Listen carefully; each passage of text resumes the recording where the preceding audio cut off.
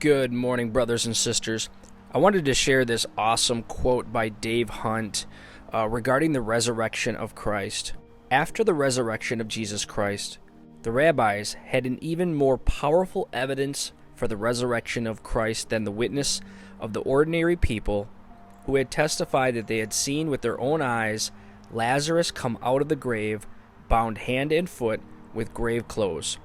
They had the eyewitness account of the trained and disciplined Roman soldiers who had guarded Christ's tomb and had reported their terrifying confrontation by the angel who rolled the stone away to expose the empty tomb. Yet in spite of this testimony of a platoon of tough and now badly shaken soldiers, so hard were the rabbis' hearts that they bribed the guards to say that the disciples had stolen the body while they slept. Matthew 28, verse 13. Both the rabbis and the Roman authorities knew full well that Christ had risen from the dead. To supply further proof of the resurrection to those who were determined to deny it would not have changed anything. It would only have made their judgment all the more severe because of the additional evidence for which they would have been accountable. So Christ was actually merciful in not appearing to the rabbis and to the multitudes of others who would not have believed under any circumstances. Clearly he was following his own advice, not to cast pearls before swine. Matthew 7, verse 6. As for the rest of the people, they were confronted by many resurrected individuals who testified to them of the resurrection of Christ. Quote, "The graves were opened, and many bodies of the saints which slept arose after his Christ's resurrection, and went into the holy city, and appeared unto many." Matthew 27. Thereafter, both the rabbis and all the people had additional proof of the resurrection in the miracles that were done through the disciples in the name and power of Christ.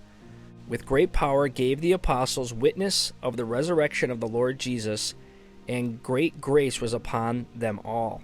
Acts 4, verse 33. By the hands of the apostles were many signs and wonders wrought among the people, and the people magnified them. And believers were the more added to the Lord, multitudes both of men and women, insomuch that they brought forth the sick into the streets, and laid them on beds and couches, that at least the shadow of Peter passing by might overshadow some of them. There came also a multitude out of the cities round about Jerusalem, bringing sick folks and them that were vexed with unclean spirits, and they were healed every one. Acts 5, 12 through 16. The very transformation in the disciples, which the Pharisees acknowledged, was more than sufficient proof of the resurrection. The disciples, like the cowards they were, had abandoned Christ in the garden and had fled to save their own lives. Yet here they were, these unlearned and ignorant men, now no longer afraid, but boldly indicting the rabbis for having delivered Christ to be crucified. In spite of beatings and threats of imprisonment and death, these former cowards were now courageously standing up to the rabbis and with great conviction testifying that their Lord had risen from the dead. In his name they were doing astonishing miracles that were convincing multitudes. No further proof was needed.